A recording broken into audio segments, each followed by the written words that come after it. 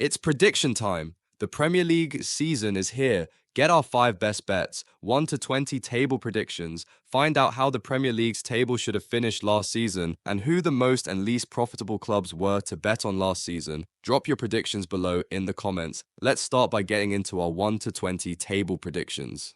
In 20th, we have Ipswich. Ipswich are a nice story coming off a double promotion, but I think they struggle this season. McKenna is obviously very highly thought of as a manager, but they haven't really added any Premier League talent to the squad this summer. Their underlying numbers are a concern after overperforming their expected points total by 20 last season. They were only 6th in net expected goal difference against the top 6 in the Championship. McKenna's side only won 2 of 10 games against the top 6 in the Championship last season, and in those 2 wins, they lost the expected goal battle. If there weren't so many question marks over points deductions, I'd say they were a great bet to finish rock bottom at 10 to 11. In 19th, we have Leicester. Leicester are already facing a points deduction, which could be as hefty as 16 points apparently. I don't think it will make a difference though. They sold their best player in Dewsbury Hall and lost their manager before the season started. Steve Cooper's record in the Premier League is atrocious at 0.91 points per game. I think they are as good as gone before a ball is even kicked. In 18th, we have Southampton. It feels like a shame to predict all 3 relegated teams to go back down, but I don't think any of them are solid enough defensively to stay up. Southampton beat Leeds 3 times last season, who were the best side in the Championship. They were 2nd in net expected goal difference against the top 6 in the Championship, so they should be the best performing newcomer. They've added Charlie Taylor and Sugawara to help defensively, and Brereton Diaz scored 6 and 14 for Sheffield United at the end of last season. Southampton were 1st in XG created from set pieces last season, so they may have to rely on them to stay up. In 17th, we have Wolves. Wolves are a side I am concerned about, and I can easily see them getting dragged into a relegation scrap. They finished 19th in net expected goal difference over the last 12 games. They were also 16th in the league since January 1st, compared to 11th over the first half of the season. Neto and Kilman have left, leaving 34-year-old Craig Dawson as one of 4 centre-backs at the club. Wolves were hot in the market for a dark horse relegation side last season, but O'Neill drastically changed his style from his days at Bournemouth. The switch in styles may have caught a few teams out over the first half of the season, and I'm wondering if he's been found out. I think there are a few worse teams than Wolves, so they may just survive. In 16th, we have Nottingham Forest. Forest were 17th in the league table since Nuno took over, and they have had their off-field issues. They were 9th in net expected goal difference over the last 12 games, so the underlying metrics are encouraging. They conceded the 6th most goals in the league last season, but they have addressed this in the summer with some good business. They did only win 4 games home and away against sides in the bottom half last season, 2 of which were against Sheffield United. I think they have too much attacking quality to go down with a forward line of Elanga, Gibbs-White, Hudson-Odoi, and Chris Wood. In 15th, we have Brentford. The Bees played half a season with Ivan Toney, and during that spell, they were 13th. Their new signing Igor Thiago is already out for most of 2024. If Toney does go, I expect their recruitment to do a good job of replacing him. Kevin Schade has been plagued by injuries since joining, but has looked sharp in pre-season with 3 goals. Fabio Carvalho also joined earlier this week. I don't think they'll be in trouble if Toney leaves and they replace him, but equally I don't see them challenging for top half. In 14th, we have Fulham. The Cottagers lost Tosin and Paulinho this summer, which will hurt them defensively. They played 7 games without Paulinho last season. They won 4 and drew 3. They did see over 2.5 goals in 6 out of the 7, so they need to add more defensive replacements. Emile Smith-Rowe joins from Arsenal and will add to an array of attacking options for Marco Silva. They were 10th in net expected goal difference last season and 8th over the last 12 games. Fulham could be a side that could outrun this prediction if they add some defensive quality. In 13th, we have Everton. The Toffees are difficult to predict because of all the off-field antics. This prediction is based on footballing ability alone, but they have already been warned about another points deduction this week. They were deducted 9 points last season and still ended up on 41. They were big expected goals underperformers last season due to their finishing ability, scoring just 1.05 goals per game from 1.35 expected. NDIA will be tasked with helping to overcome that problem. Everton played 15 games without Onana last season. They won 7, drew 6, and lost twice. Getting around 50 million for him could be a great piece of business. 20 to 1 for them to be bottom at Christmas seems too big, with another points deduction potentially coming. Everton and Forest's point deductions came after Christmas last season, so it may take a while to sort out Leicester's. In 12th, we have West Ham. There's been a lot of buzz about the Hammers this summer with their transfer business. I'm not as high on them for a few reasons. They finished 17th in net expected goal difference last season and heavily relied on set pieces. 33% of their goals came from set pieces. Lopetegui's record at Wolves doesn't inspire me at 1.3 points per game, which puts you around mid-table in the last 2 seasons. They conceded the 4th most goals in the league last season. Emerson and Kuffour weren't good, and Kilman was an average centre-back. Wan-Bissaka should provide more defensive stability, but he's played half a season for 3 seasons.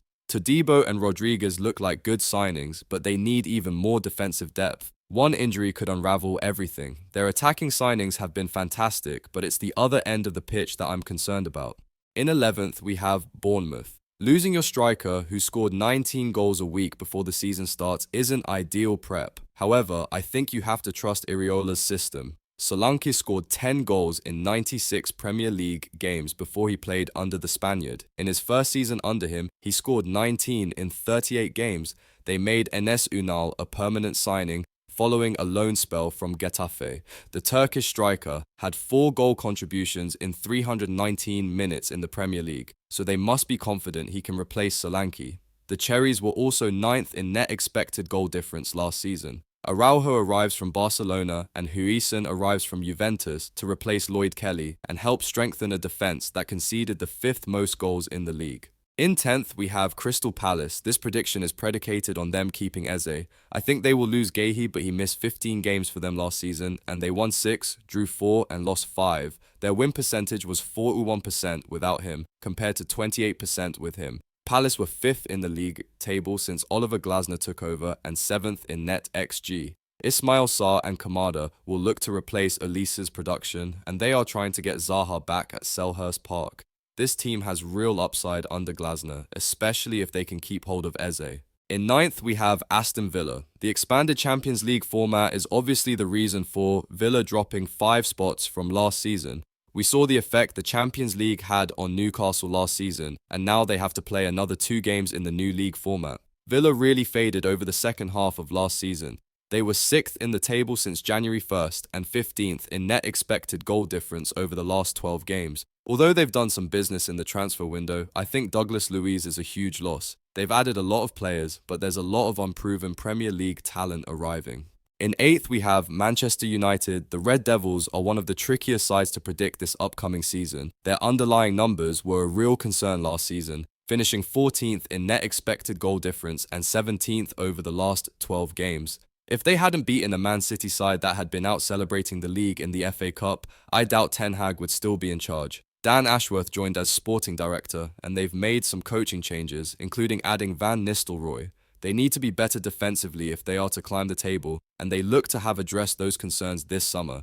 Delete, Mazraoui, Xerxes, and Euro have arrived. They will hope Shaw and Martinez can stay fit, but Euro has already been ruled out for 3 months. They still look light in central midfield next to Mainu, but no Champions League should help with rotation. I'm still unconvinced about Ten Hag as a manager and his transfer strategy of recruiting his old Ajax squad. They've looked much better in their last 2 games against Man City, so maybe that's a sign of things to come. In 7th, we have Chelsea, one of the most difficult sides to predict. Enzo Maresca takes over at the Bridge, and they've been splashing the cash again this summer. They also have Nkunku and Lavia, back fit, and both have impressed during pre-season. The Blues were 4th in the league since January and 5th in net expected goals over the last 12 games.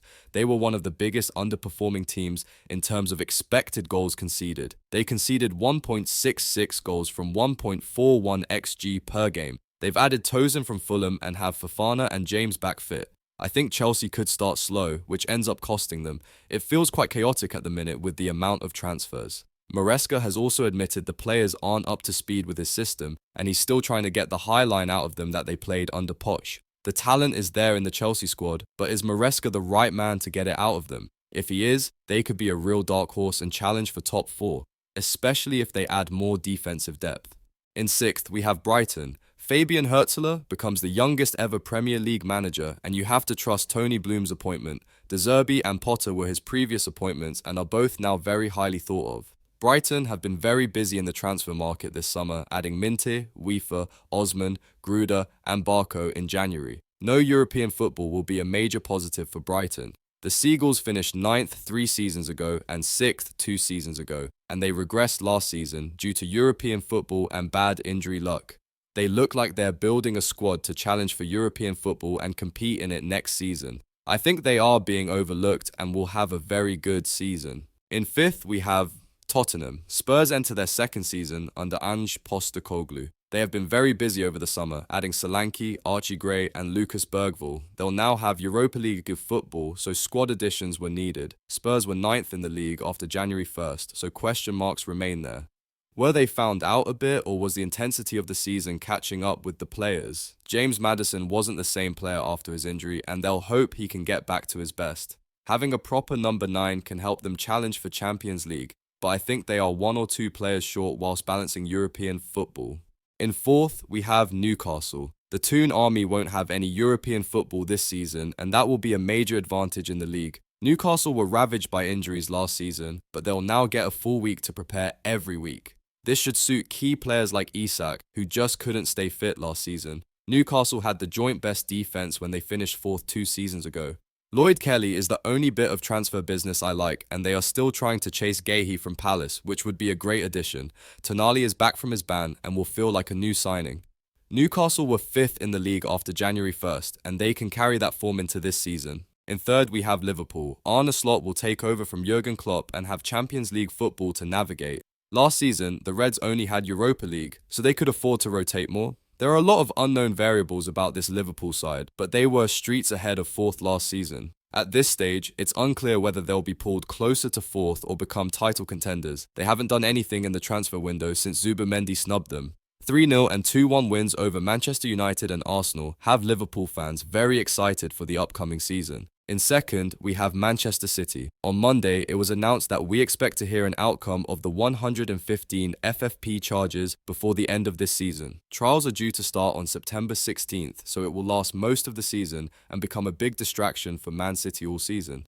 It's been a weird summer for Man City with rumours of Ederson and De Bruyne going abroad. They still need to sign a backup to Haaland after selling Alvarez. There are also some on-field signs that City aren't as dominant. They only won 2 of 10 games against the top 6 last season. One was the game at Spurs, in which a victory over City could have handed their North London rivals Arsenal the title. I think they just fall short this season, and there are question marks if they get a points deduction. They are just 16-1 to get relegated. And the league champions are Arsenal. The Gunners can benefit from Manchester City's off-field issues and win the league for the first time since the 2003-2004 season. A relatively quiet summer for Arsenal saw them bring in Caliafori to strengthen a defence that was already the best in the league. They will also have Jurrien Timber back, who was injured in his first game last season. I would like them to bring in a proper striker, as I still don't believe in Havertz's finishing ability. They are still linked with Victor Osimhen, so they may still add a number 9. While I do think they will win the league, the 15-8 available in the betting market is a bit short for me to back. Here's how the Premier League table should have finished last season based on expected points, and here's the profit and loss table for last season. Use these to help inform your outright bets. We have 5 outright bets. Each bet is fully explained during our 1 to 20 table predictions. Scroll back through and have a listen to our analysis on each team. Don't forget to comment your table predictions below.